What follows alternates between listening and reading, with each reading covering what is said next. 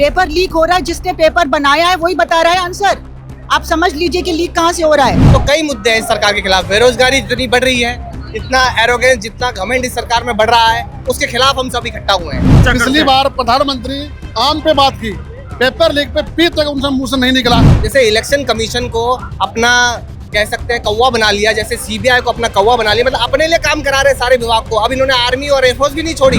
सरकार का मतलब क्या होता है? अगर वो सरकार अपने जनता से संवेदना नहीं रखती तो वो सरकार कहलाने के लायक नहीं है। देखिए, मैसेज तो सीधा ये है, कॉकरोच पार्टी का जो पहला प्राइम जो उनका मांग है वो यही है, धर्मेंद्र प्रधान जी का इस्तीफा। और ये जो ऊपर से जो करप्शन चल रहा है नेशनल टेस्टिंग एजेंसी के द्वारा, ऑर्गेनाइज करप्शन चल रहा है। आज आजादी को इतने साल होने के बाद भी अगर एक छोटा सा सिस्टम, एक ऑनलाइन सॉफ्टवेयर इनसे नहीं चल पा रहा, एक लीकेज इनसे नहीं रोकी जा रही, और फिर ढींगे कितनी बड़ी बड़ी हाँकते हैं, आप वो देखिए ना।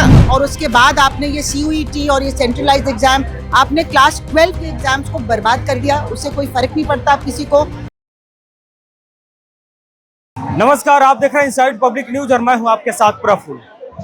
दिल्ली के सबसे ऐतिहासिक जगह जंतर मंतर पे मौजूद हूं और मेरे पीछे ये भीड़ देख रहे हैं, ये देश के कॉकरोच हैं। ये मैं नहीं कह रहा हूं, बल्कि CGI ने कुछ दिन पहले कहा था कॉकरोच है। ये कॉकरोच नहीं है बल्कि देश के बेरोजगार युवा हैं, जो कॉकरोच जनता पार्टी बनती है और एक दिन में ही वो कमाल करके रख देती है। देश की सबसे बड़ी पार्टी को पीछे छोड़ते हुए रीच गेन करती है, फॉलोअर्स गेन करती है। लेकिन 6 तारीख का समय डिसाइड किया जाता है अभिजीत दीपके के द्वारा कि हम प्रदर्शन करेंगे, जंतर मंतर पे पहुंचेंगे। वहीं भीड़ जंतर मंतर पे पहुंची है, धर्मेंद्र प्रधान का इस्तीफा मांग रही है और उसके बाद में सरकार की जो खामियां हैं उसको उजागर कर रही है। आप लोग ये कॉकरोच वाला मास्क लाके जंतर मंतर पे पहुंच गए हैं, क्या मैसेज देना चाहते हैं, क्या कहना चाहते हैं? देखिए, मैसेज तो सीधा ये है, कॉकरोच पार्टी का जो पहला प्राइम जो उनका मांग है वो यही है, धर्मेंद्र प्रधान जी का इस्तीफा। तो अगर आप पूछेंगे क्या पर्पज आने का, तो धर्मेंद्र प्रधान जी का इस्तीफा ही पर्पज है। अगर आप वैसे पूछेंगे तो कई मुद्दे हैं इस सरकार के खिलाफ। बेरोजगारी जितनी बढ़ रही है, इतना एरोगेंस, जितना घमंड इस सरकार में बढ़ रहा है, उसके खिलाफ हम सब इकट्ठा हुए हैं। मतलब इतने घटनाएं हुई हैं, इतने इस्तीफे आज से पहले भी आजाद भारत में हुए हैं मंत्रियों के, पर इस सरकार में एक भी इस्तीफा नहीं हुआ है। सरकार कह रही कि पेपर लीक पहली बार तो हुआ नहीं है, इससे पहले भी तो होती थी। सर, सिर्फ बात पेपर लीक की नहीं है। आज आजादी को इतने साल होने के बाद भी अगर एक छोटा सा सिस्टम, एक ऑनलाइन सॉफ्टवेयर इनसे नहीं चल पा रहा, एक लीकेज इनसे नहीं रोकी जा रही, और फिर ढींगे कितनी बड़ी बड़ी हाँकते हैं, आप वो देखिए ना। मतलब हम डिजिटल तो नहीं बात कर रहे हैं हम लोग, है ना। कहने का मतलब जितने बड़े बड़े दावे होते हैं इनके कि हम तो वर्ल्ड गुरु बन गए, विश्व गुरु बन गए, उसके बाद इतनी छोटी छोटी बातें इनसे नहीं झिलती है। तो जिम्मेदारी बड़ी दे दी गई, एयरफोर्स अब आपका पेपर लेके जाएगी, कहाँ लीक? सर, ये बचपना है। एयरफोर्स अब हमारे पेपर देखिए, हम शर्मिंदा हो रहे हैं इस बात से। तो मतलब एयरफोर्स के पास कोई काम ही नहीं रहा है।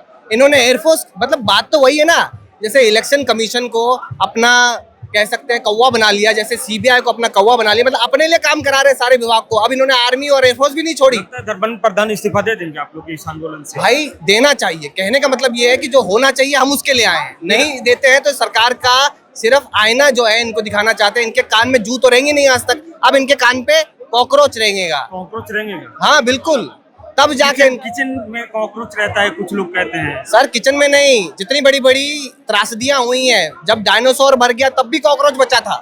तो कॉकरोच कहीं से भी निकल के आ जाता है, इसीलिए कॉकरोच बने हम लोग कि कितना भी दबा लो, हम किसी ना किसी कोने से, अलमारी के पीछे से निकल आएंगे। आप कह रहे हैं कि सरकार को की चूल हिला देंगे, धर्मेंद्र प्रधान का इस्तीफा मांग रहे हैं। कुछ लोग कह रहे हैं हीट लेके घूम रहे हैं इधर ही आसपास में। वो गलत लोग हैं तो हिट लेके घूम रहे हैं। वो देखो, जो हिट लेके घूम रहे हैं ना, उनके बच्चे भी स्कूल में, कॉलेज में कहीं पढ़ रहे होंगे, वो भी प्रभावित हो रहे होंगे। ऐसा नहीं है कि वो हिट से यहाँ इनको मार देंगे और अपने बच्चों को सुरक्षित कर देंगे, ऐसा नहीं है।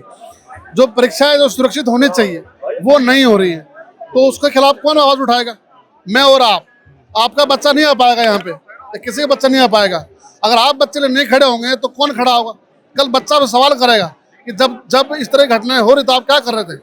इसका जवाब कौन दे पाएगा, बताइए आप।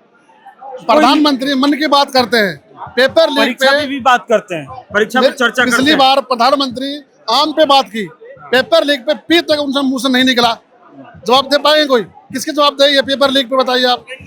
पांच बार इस महीने में 5 पेपर लीक हो गए, 5 परीक्षाएं। सोचने वाली बात है। सरकार कह रही है हम ठीक कर रहे हैं, गलती हुई है, पेपर लीक हो गया। अगर मैं एक नौकरी करता हूँ, नौकरी में गलती करता हूँ तो मुझे सरकार पैर निकालेगी बाहर और दोबारा दूसरा बंदा बैठा है काम करेगी। लोग कह रहे हैं कि ये कॉकरोच जो है वो गुमराह किया गया कॉकरोच है। नहीं ऐसा नहीं है, ऐसा नहीं है, गुमराह कुछ नहीं है। ये आदमी अपनी समझ से है और कॉकरोच की पार्टी कहाँ नहीं से है। आए हैं? अब दिल्ली से ही है। दिल्ली से ही है। ये पार्टी सीजेपी नहीं है, ये पार्टी स्टूडेंट पार्टी है।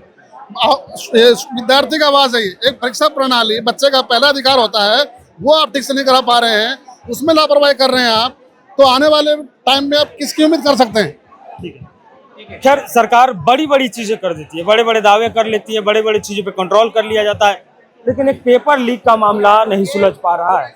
पेपर लीक के मामले लगभग आप देखते होंगे कि ज्यादातर पेपर लीक होते रहते हैं और पेपर लीक के मामले होते हैं, कुछ दिन खबर बनती है, खबर चलती है, फिर बाद में सब कुछ खत्म हो जाता है। खैर और भी लोगों से हम बातचीत करने की कोशिश करते हैं जो यहाँ पे प्रदर्शन में मौजूद हैं। मैम, कॉकरोच जनता पार्टी की कॉल पे अभिजीत दीप के कॉल देते हैं और लोग पहुंच जाते हैं यहाँ पे धर्मेंद्र प्रधान का इस्तीफा मांगना। क्या ये आसान बात है? क्या इस आंदोलन से सरकार पे कुछ फर्क पड़ने वाला है? पढ़ना चाहिए। अगर सरकार को एहसास होता है कि जनता में कितना गुस्सा है तो फर्क तो पड़ना चाहिए। और सरकार का मतलब क्या होता है? अगर वो सरकार अपने जनता से संवेदना नहीं रखती तो वो सरकार कहलाने के लायक नहीं है ना। सरकार किसके इशारों पे काम करेगी? सरकार को जनता से संवेदना रखना बहुत जरूरी है, तो उनको रिस्पॉन्ड करना चाहिए। और धर्मेंद्र प्रधान को तो पहले ही इस्तीफा दे देना चाहिए था, लेकिन अगर नहीं भी दिया अभी तक, एक आदमी के अगर कर भी देते हैं तो एक आदमी के जाने से सिस्टम नहीं बदलेगा। ये पूरा सिस्टम सेंट्रलाइज एग्जामिनेशन का, ऑन स्क्रीन इवैल्यूएशन का, और ये जो ऊपर से जो करप्शन चल रहा है नेशनल टेस्टिंग एजेंसी के द्वारा, ऑर्गेनाइज करप्शन चल रहा है, सब साफ जाहिर हो रहा है। तो एनटीए को खत्म करो, यूनिवर्सिटी की ऑटोनॉमी रिस्टोर करो, मेडिकल इंस्टीट्यूशंस की ऑटोनॉमी रिस्टोर करो, स्टेट्स की ऑटोनॉमी रिस्टोर करो। आप ये नेशनल एजुकेशन पॉलिसी ला के 2020 में, और उसके बाद आपने ये CUET और ये सेंट्रलाइज्ड एग्जाम, आपने क्लास 12 के एग्जाम्स को बर्बाद कर दिया। उससे कोई फर्क नहीं पड़ता आप किसी को। कोचिंग माफिया को आपने किस तरह से गिफ्ट दे दिया कि, और कोचिंग माफिया के हाथ में अगर पूरा एडमिशन होगा तो करप्शन आएगा ही आएगा। पेपर तो लीक करवाएंगे वो, तभी तो उनका सेल बढ़ेगा, उनके कस्टमर्स बढ़ेंगे। तो ये पूरा करप्शन से रिडन सिस्टम है, इसको जाना चाहिए। पहले जैसे चल रहा था कि हर इंस्टीट्यूशन अपनी एडमिशन अपने आप करता था, और बोर्ड्स को स्ट्रेंथन करना चाहिए। CBSE को खत्म कभी भी नहीं करना चाहिए। CBSE में जो डिसीजंस लिए गए उनको अकाउंटेबल होना चाहिए कि किस तरह से ये सरकार का ये तर्क है कि पेपर लीक हुआ, ठीक है, गलत है, हम उसको सुधार रहे हैं, एयरफोर्स से पेपर भेजा जा रहा है, तो फिर सड़क पर उतरने क्या जरूरत? एयरफोर्स से पेपर भेजने का सवाल नहीं, उससे कौन सा पेपर लीक बंद होगा? पेपर लीक फिजिकली नहीं हो रहा है कि यहाँ से वहां जा रहा है, वहां किसी ने उठा लिया पेपर लीक हो रहा है, जिसने पेपर बनाया है वही बता रहा है आंसर। आप समझ लीजिए कि लीक कहाँ से हो रहा है। ये तो दिखावा है कि एयरफोर्स से हम भेजेंगे, ये तमाशा की जरूरत नहीं हमें। हमको सुधार की जरूरत है, सुधार सिस्टम में चाहिए। ये नहीं कि आपने जिसको अपॉइंट किया एग्जामिनर उसी ने लीक किया। आप उन्हीं को बार बार, एयरफोर्स से कोई फायदा नहीं, आप बार बार उन्हीं वही, ये लीक पहले भी हुआ था, अभी तक NTA के किसी भी अधिकारी के खिलाफ एक्शन क्यों नहीं हुआ?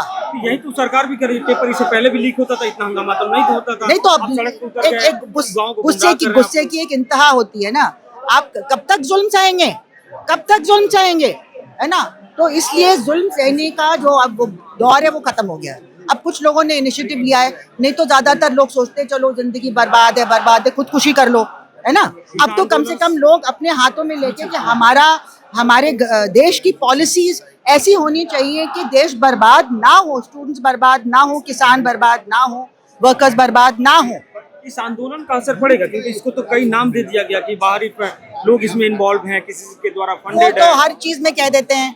अब वो मजदूरों का आंदोलन आपने देखा, आप तनख्वाह दोगे 10,000 और सोचते हो कि वो पेट भर लेगा अपना मजदूर, और बजाय कि उसकी तनख्वाह बढ़ाने की, उसको डिसेंट कंडीशन देने के, आप कहते हैं पाकिस्तानी आंदोलन करवा रहे हैं। क्या समझ, पाकिस्तानी को इंटरनेशनल स्टेज पे से फुर्सत है कि हमारे पीछे पड़े? हमने तो अपने आप को इरेलेवेंट बना दिया। इंटरनेशनल एरिना में हिंदुस्तान ने अपने आप को इरेलेवेंट बना दिया। अब पाकिस्तान सारा पीस डील करवा रहा है, उनको यहाँ पे आके इंटरफेयर करने की जरूरत नहीं, उनका ओहदा बहुत बढ़ गया है ना? तो वो छोड़ो, वो तो हमने जो किया, लेकिन कम से कम अपने देश को बर्बाद होने से रोको।